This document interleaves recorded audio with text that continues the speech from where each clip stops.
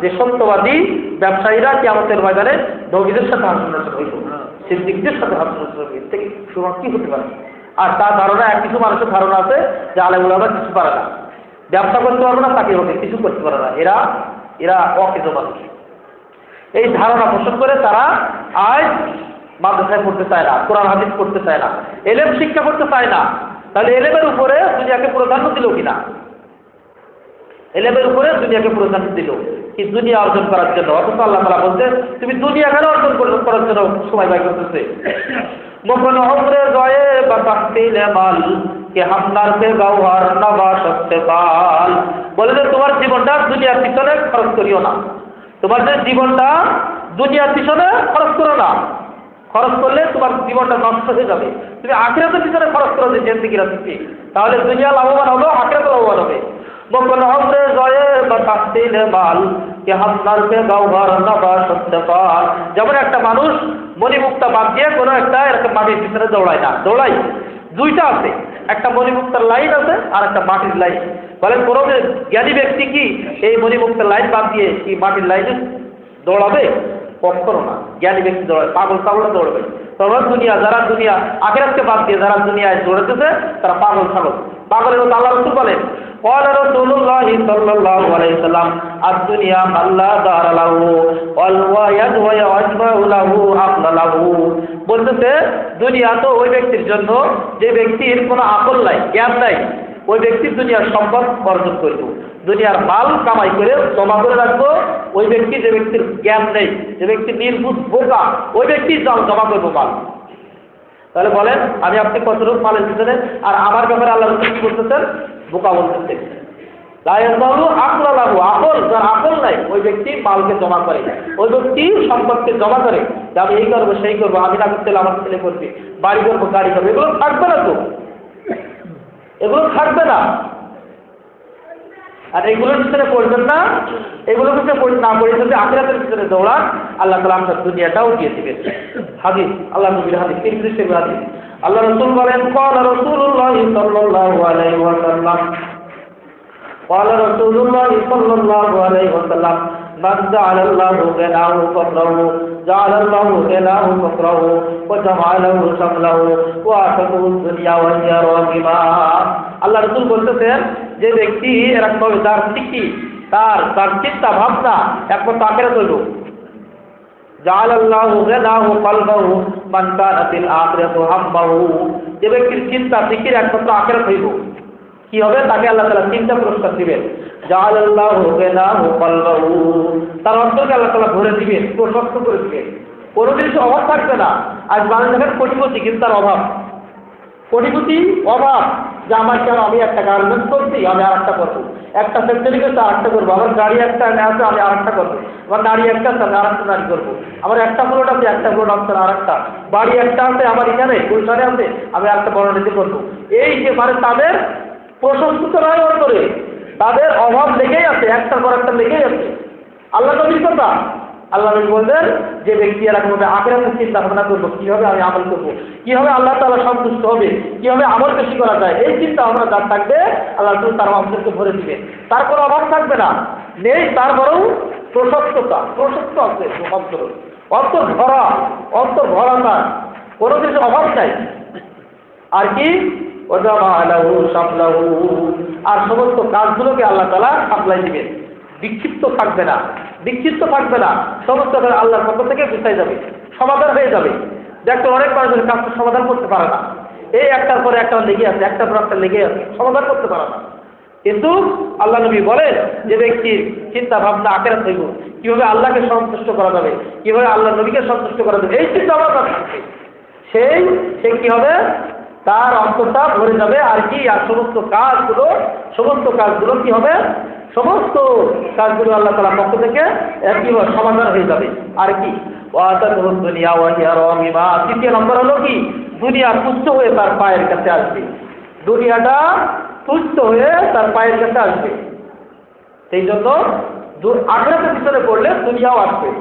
দুনিয়া তো একটা ছায়া, দুনিয়া একটা কিসের মতো বলেন, ছায়ার মতো। ছায়া, একটা গাছের যদি ছায়া হয়, বলেন সেই ছায়া যদি ধরা হয় তাহলে গাছ থেকে ধরা যাবে?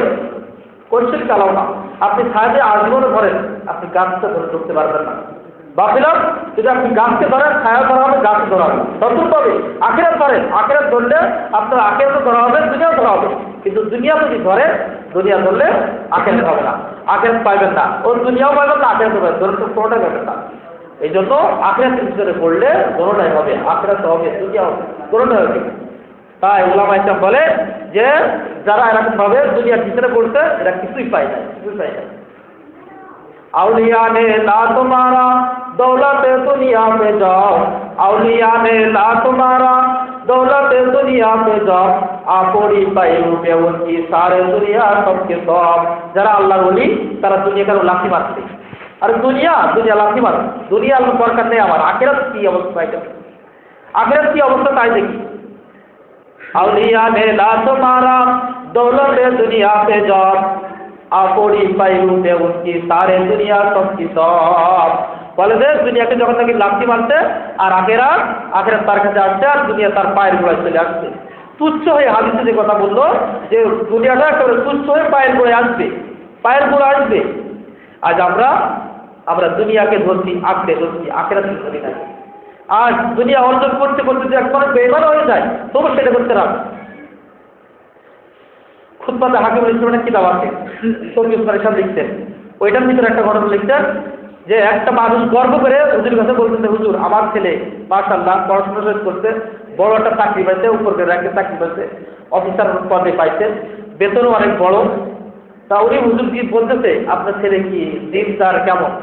বলছে না হুজুর, চিন্তার একটু নাই, দিনদার নাই, আর তাছাড়া সব দিকেরই আছে। আমার ছেলের সম্মান আছে, আমার ছেলের ক্যাপাসিটি আছে, যোগ্যতা আছে, সব কিছুই, বেতনও অনেক বড়, অনেক অঙ্কের মোটা অঙ্কের বেতন পাই।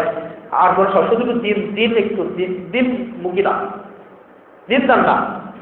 বলে যে তাই। উনি একটা উদাহরণ দিলেন। উদাহরণটা কি? বলে যে একটা মানুষ অসুস্থ হয়ে রয়েছে, ডাক্তার আনা হলো, ডাক্তারে তাকে সব চেকিং করে দেখতেছে, এখানে কি সমস্যা, এখানে কি, এখানে। ডাক্তার বলতেছে সব শরীর ঠিক আছে, মাথা থেকে পায়ে পর্যন্ত পরীক্ষা করলাম, সব শরীর ঠিক আছে, তবে একটা কি নাই, রুহ নাই, রুহ নাই, রুহটা নাই শরীরে, আর সব ঠিক আছে। বলেন এই মানুষটা কেমন? খুবই ভালো, এই মানুষটা খুবই ভালো। এই মানুষটার সব শরীর যদি হাত পা অঙ্গ প্রত্যঙ্গ সব ঠিক আছে, কিন্তু কি নাই, রুহটা নাই, তার জানটা নাই, আর সব ঠিক আছে। তাহলে মানুষটা কি ঠিক আছে? না, মরা, এর কোনো দাম নেই, এক পয়সা তার মূল্য নেই। তোমার ছেলে মোটা অঙ্কের চাকরি করতেছে, দুনিয়া অনেক সম্মান, অনেক ইজ্জত, কিন্তু বর্ষিন হয়ে গেছে, ধ্বংস, পুরো জিন্দেগি তার ধ্বংস, দুনিয়াও ধ্বংস, আখিরাতে ধ্বংস। তাকে মানুষ সম্মান করতেছে, তার ভয় হয়, ভয়ে তার সম্মান করতেছে যে আমার বস, আমি তার সাথে বিয়ে করি, আমার চাকরি চাইব না, তার ভয়ে তো আপনার সম্মান করতেছে। আর আপনি আখিরাতের ভিতরে পড়েন, আল্লাহর ওলিদের মানুষ ইজ্জত করে, সম্মান করে, ভয়ে না মহব্বতে করে। এই জন্য আল্লাহর ওলি হয়ে যান, আল্লাহ ওলা হয়ে যান, আল্লাহর খাস বান্দা হয়ে যান।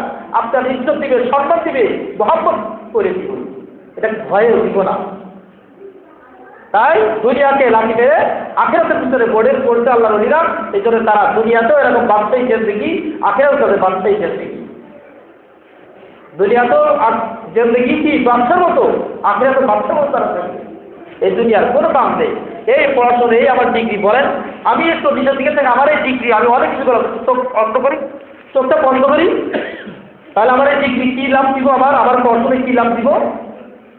আমি যে এই পড়াশোনার কারণে আমি যে এলেম থেকে বঞ্চিত, কোরআন হাদিস থেকে বঞ্চিত, নামাজ পরিশুদ্ধ নামাজ থেকে বঞ্চিত, আমি পুরোপুরি জিন্দেগি চালানো থেকে বঞ্চিত, তাহলে আমার এই পড়াশোনায় আমার কী করলো?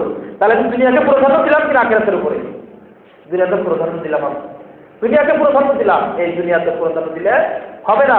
দুনিয়াকে প্রাধান্য দিলে আমি দুনিয়াও হারালাম, আখিরাত হারালাম, আবার জিন্দেগি হারালাম, আবার আমল হারালাম, সব কিছু হারালাম। নবী ছিলাম না, রসুল ছিলাম না, কোনটা আমল কোন আমল কীভাবে করতে হয় জানি না।